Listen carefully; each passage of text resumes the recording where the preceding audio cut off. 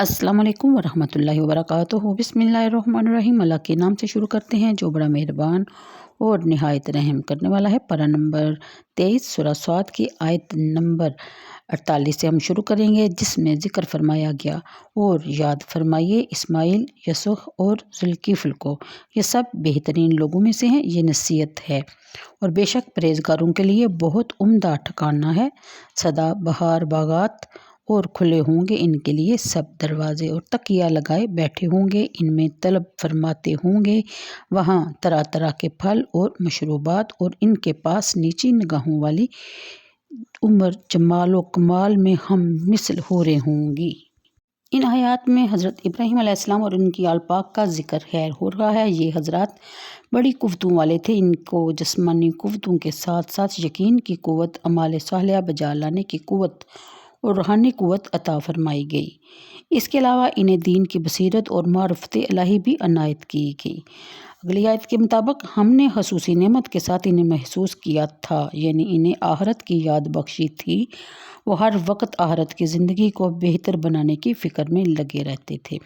अगली आयत में इस चंद और बुज़ुर्गज़ीदा शख्सियतों का भी जिक्र है, यानी इनके औसाफ़ हमीदा का ये बयान जो कुरान में किया जा रहा है, ये ज़िक्र खैर है। ये इनकी पाकीज़ा ख़ियात को याद ताज़ा रखने के लिए है। इसके अलावा जिन अखरवी इनामात से इन्हें नवाजा जाएगा, इनका बयान भी अगली आयतों में कदर तफसील से होगा।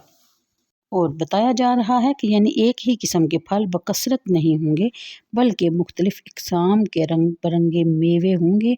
और इन नफ़्स कुदसिया को जन्नत में जिन नेमतों से सरफराज फरमाया जाएगा, इनकी क्या प्यारी और दिल नशीन तस्वीर पेश की गई है। मुराद ये है कि वो हूरें अपने हमदों के सिवा किसी की तरफ आँख उठाकर भी नहीं देखेंगी।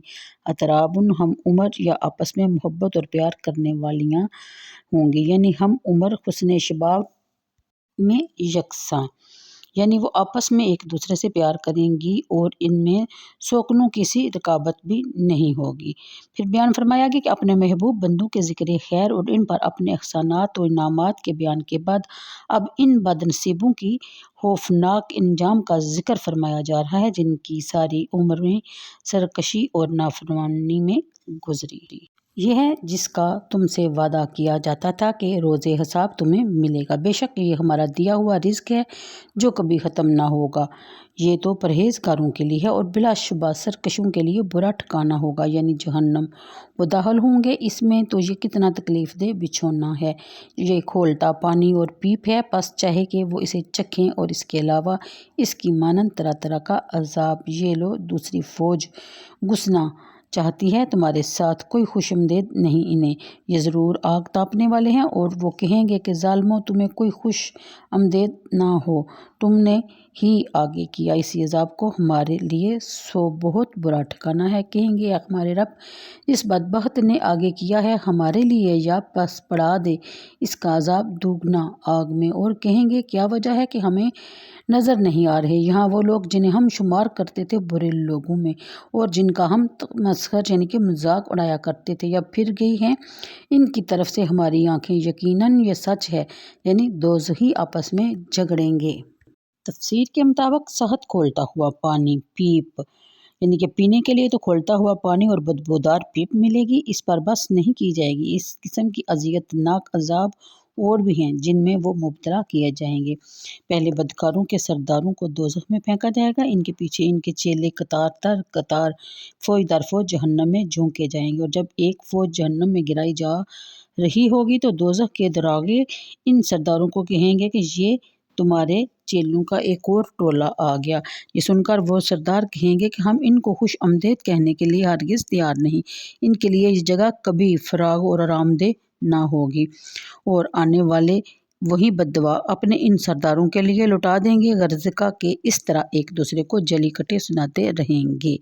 फिर बयान फरमाया जाता है कि आपस में खूब उलझने के बाद वो ادھر ادھر دیکھیں گے اور غلامان مصطفیٰ صلی اللہ علیہ وسلم کو ان کی آنکھیں ڈھونڈیں گی۔ جب وہ نظر نہیں آئیں گے تو ایک دوسرے سے دریافت کریں گے کہ وہ لوگ جن کو ہم برا بھلا کہا کرتے تھے وہ کہاں ہیں؟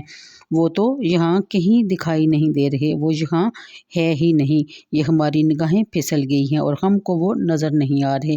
یعنی دوزخیوں کا آپس میں اس طرح کا جگڑنا بالکل درست ہے۔ یہ آیت نمبر 63 تک کا ترجمہ تفسیر تھی۔ تو آج کے لیے اتنا ہی، مجھے دیجیے اجازت، دعاؤں میں یاد رکھیے۔ اللہ حافظ۔